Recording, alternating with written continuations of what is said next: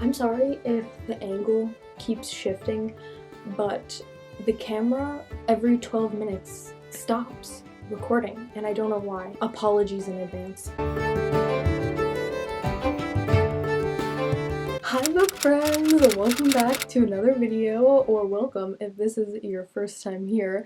Today is my very first time filming with my brand new camera. Does the quality look better? Can you see me really good now? I don't know. This is super weird for me because I usually film on my phone so like I can see myself the whole time, but I don't have a mirror on this camera, so I can't see myself right now.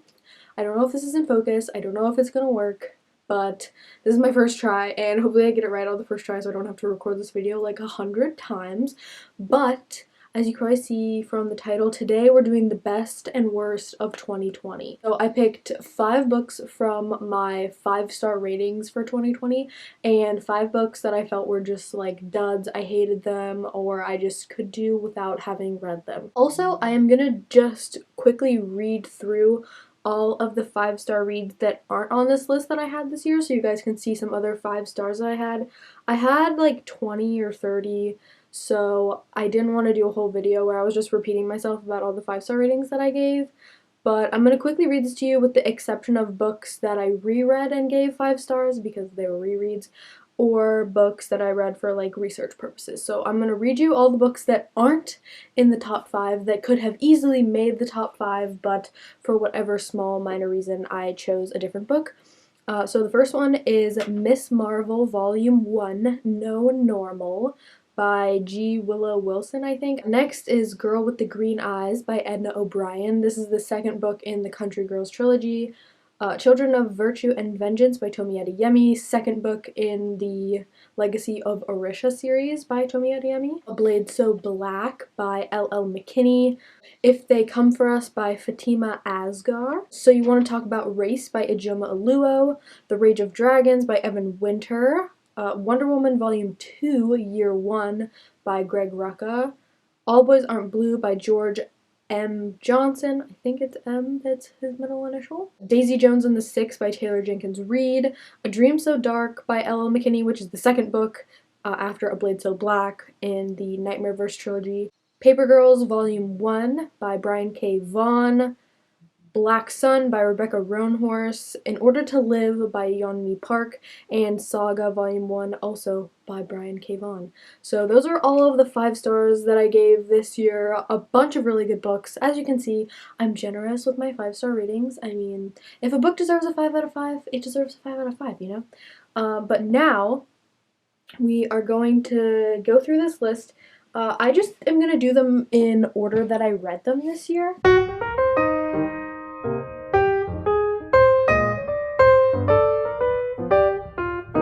These are the 5 books that I read this year that made my top 5 best reads that I read, no, top 5 best books that I read in 2020. Also, I forgot to mention this, I think as of today, December 23rd, I have read 74 or 75 books this year. My goal is 55, so I absolutely killed it with my Goodreads goal this year, and I'm going to set a more ambitious goal next year because of it. Speaking of a really good reading year, I started off so strong. The very first book that I read was the 3rd book in a trilogy. This book made my life, and every day I think about rereading this series just because I love it so much, and that series is The Rhyria Revelations by Michael J. Sullivan, and the 3rd book in that series is Heir of Novron. But this book was an epic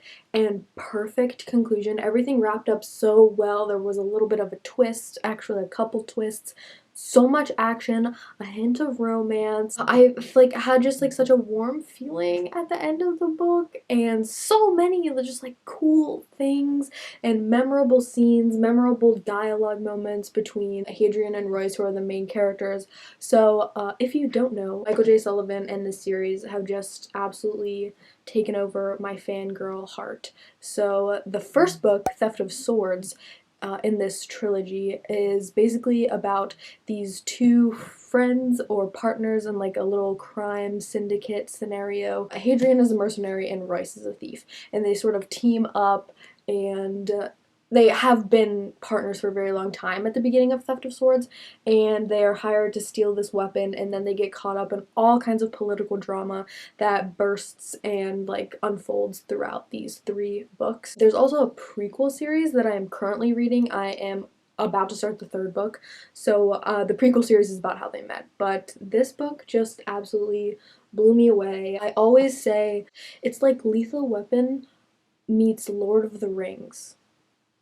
Kind of. There's a lot of like escapist fun. Jay Sullivan's really good at writing battle scenes, like sword fights and things, but in a way that is interesting and understandable and not too like jargon heavy or like too boring and fluttery. And he is so humorous. I laugh out loud reading these books. Hadrian and Royce have such a hilarious dynamic and friendship, and I love all of the side characters. I could talk about it and gush about it literally all day long. Please read this series. It's so good. Next is another 3rd book in a series. I read this series like right before I started my channel, and I just wanted to give it some love, especially because I feel like this is such an underrated YA fantasy series that I never hear anything about and I think deserves so much more hype. So this is the 3rd book in the Fallen Isles trilogy by Jodi Meadows, and it is called When She Reigns. So the 1st book is Before She Ignites. I'll have a little image of the 1st book in case any of you have seen it. I'll have a picture. This is another epic fantasy series, lots of dragons, a huge plus for me, and like lots of like relationships between humans and dragons. You know, like there's like different ways that dragons can like, it's kind of like How to Train Your Dragon but a little more like amped up and serious, and there's like a lot of political intrigue and mystery going on, and like certain things are happening. But this takes place on a collection of islands, and each island is sort of not a descendant of a god, but each island is represented and embodied by a god and everything that that god represents. And I think there's 7 of them, and they're all intertwined because they're all from this same pantheon.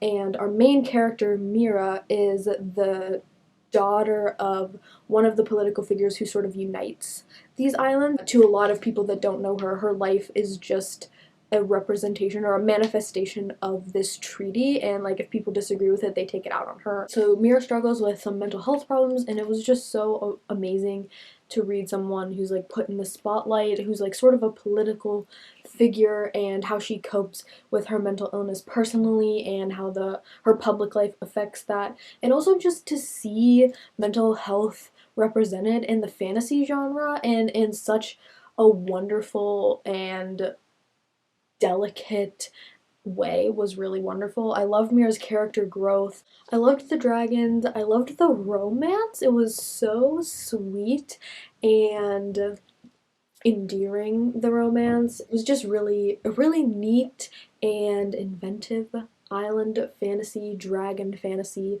story, and I loved Mira, so I really think that you guys should check this series out. Okay, the 3rd book that I am going to talk about as my best reads of 2020 is How to Be an Anti-Racist by Ibram X. Kendi. So, around the middle of like the summer, when we had another height of the Black Lives Matter protests and the foregrounding of black stories and black narratives in light of the murder of George Floyd, I was very motivated by everything that I saw online and everything that I was reading to be a better ally, but also just a better person, and to learn everything that I can, and to put what I learn into action, and to teach other people in my life what I learn. So I turned to a lot of nonfiction for that.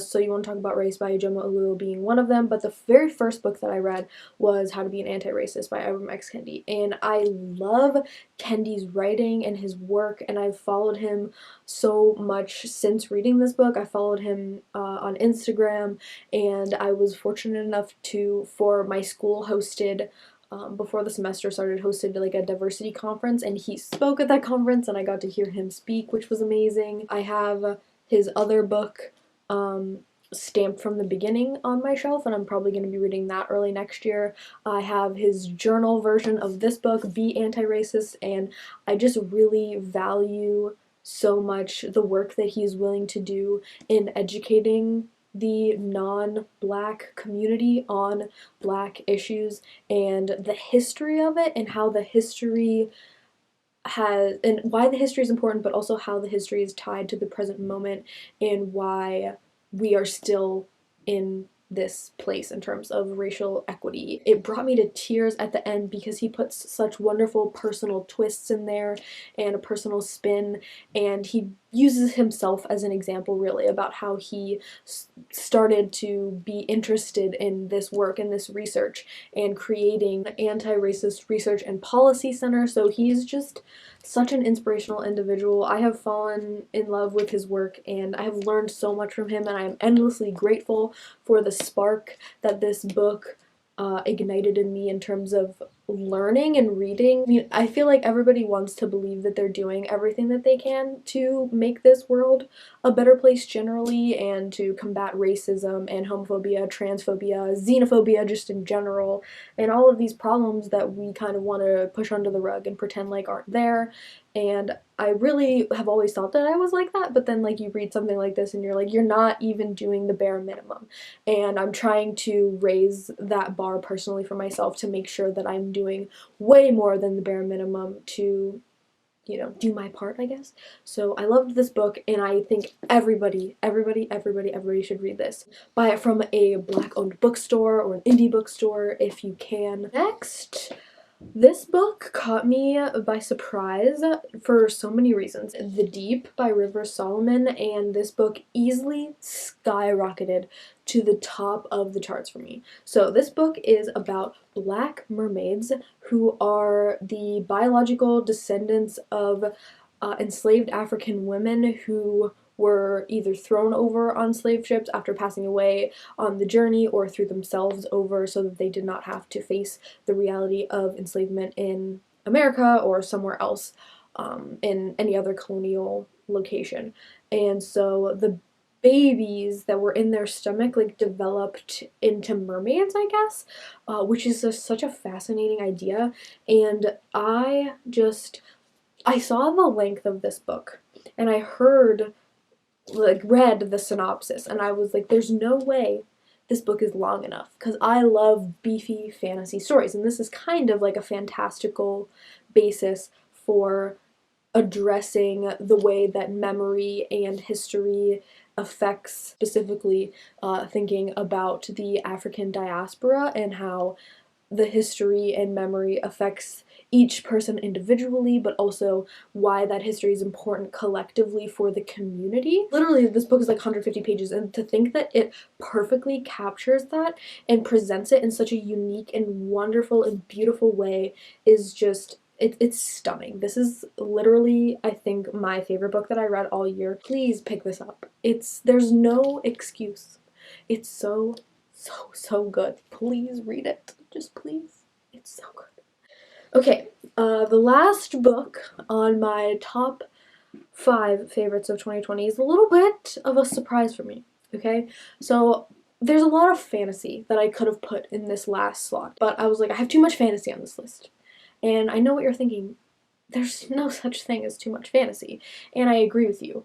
But I did, at the very end of this year, dipped my toes into the adult romance genre, and I just wanted to commemorate that experience because I didn't hate it.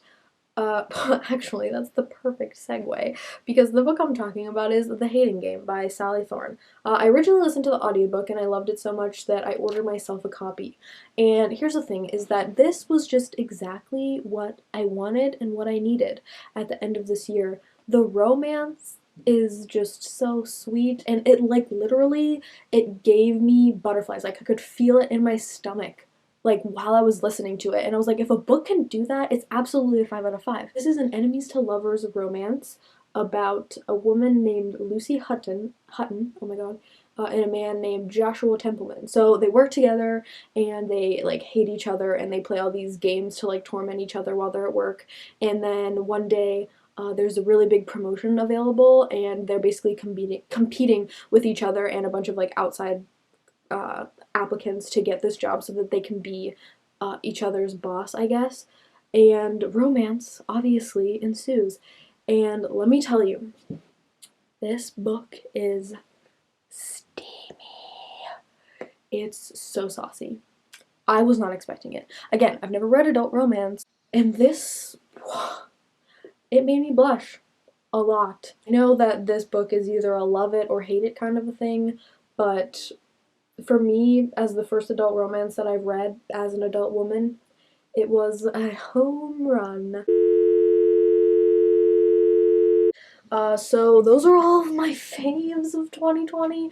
Now let's quickly, because we don't want to dwell too long on the bad. There's been enough bad in 2020, but just for kicks, let's talk about my top 5 worst reads, or my least favorite reads of 2020.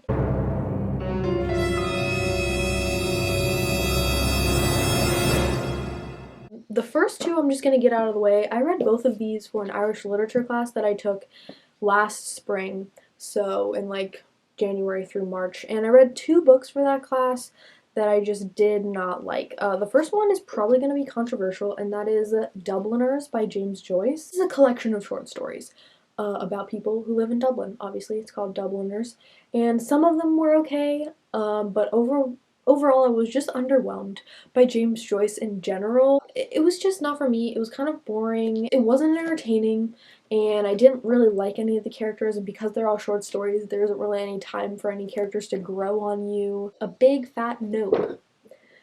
What was even a bigger fat no for me was The Butcher Boy by Patrick McCabe. So, full transparency, I guess, and a little disclaimers. I read this when I was having like a bout of mental health trouble, and it's about a kid named Francie Brady, and he is just like kind of down on his luck, and he's having a lot of mental health problems. I don't know what specifically, but he has had a lot of trauma in his life. His mother dies when he's very young, and everyone kind of blames it on him, and he is sexually assaulted by a priest when he is like sent away to like go away camp for being a bad kid. So like trigger warnings galore for violence, sexual assault, suicidality. It was not what I wanted to read when I was having my own little sort of episode with mental health problems, and I had to read it for class. No, absolutely not. No. Next 2 I don't have physical copies of. The first one is Sea Fire by Natalie C. Parker. Natalie C. Parker. I gave my copy away because I just don't really care about it. It's a YA fantasy about a pirate ship full of women who are like trying to take down this like regime that has been like taking over all of the islands and like the sea area, and like enslaving children and like using them as like his pawns by like putting them on this weird drug and kind of getting them addicted so that they can't leave the ship or like the community. That sounds like a really interesting idea. Yeah, not at all. The second book was better, I will say that, so I am going to finish out the trilogy because I feel like the second book was better. I don't like the main character, Caledonia. She grows on me a little bit more in the second book, but to me, she's just like, in the first book, she's just so stupid and full of herself, and she has like one motivation in mind. She's like tunnel vision about everything, and she doesn't really think about other people. She only like thinks about herself and then like justifies what she does is better for other people because she's like the captain or whatever. Also, Natalie C. Parker does an excellent job of making you fall in love with side characters and then killing them off. And then the other book that I don't have a copy of is The Silent Patient. I don't read a lot of mystery thriller, so don't come at me if you love this book, but I heard so many good things about this book. Everybody was ranting and raving about it like a couple months ago, or like when it first came out or whatever, and it like won an award, I think, or something. This book is terrible. It's just not good. It's like supposed to be about this psychiatrist who is determined to help this woman. It's like a famous artist, and she kills her husband, and after she kills her husband, she doesn't speak anymore, like for years. and nobody knows why. Like, she didn't defend herself in court, she just wouldn't speak. So this therapist, this psychotherapist comes, and he's like determined to get her to talk again. And so like I thought that it was going to be all about like her life story and things like that, and it's just not good. Can't really say too much without spoiling it, but the ending I thought was so stupid. And I mean, I didn't see it coming, but I hated it. I thought it was so dumb. And like it seemed to me like really convenient and like slippery. Like I didn't really like it. I wanted more time with the female character, Alicia, I think her name was, and we just got so much time with the main guy, and I didn't like him. He was really annoying, and I never really like got over the fact that I didn't like him, and then he just gets worse and worse as the book goes on. There's like a lot of just like cheating that goes on. Like the main dude marries his wife after they both have like a one night stand, cheating on their significant other, and then like he's all like paranoid that she's cheating with somebody else, and I'm like, well, like what did you expect, dude? That's a big fat no. I think that was my least favorite book that I read this year, because like the other two books I had to read, and then Seafire was a fantasy, so I was like, at least it's a fantasy, but like this one was just crap. It was just bad, and it really turned me off from thrillers. So oops. Which is kind of weird because the next book that I have on this list is a mystery. So like mystery thriller is like a similar genre. I just read this and I just talked about it. I read this for the Disney Channel Games readathon, which just ended. I have 2 vlogs from that experience that I'll have linked down below and in a card if you guys are interested in watching them. It was such a fun time, super cool. But for one of the challenges I read, At Bertram's Hotel by Agatha Christie, this was just not a mystery. I'm just gonna leave it there. So on the back it says that there is going to be a murder that shatters the peaceful atmosphere at some hotel, and that this elderly woman named Miss Marple is gonna solve the mystery. First of all, this book is 240 pages long. The murder doesn't happen until page 170 something.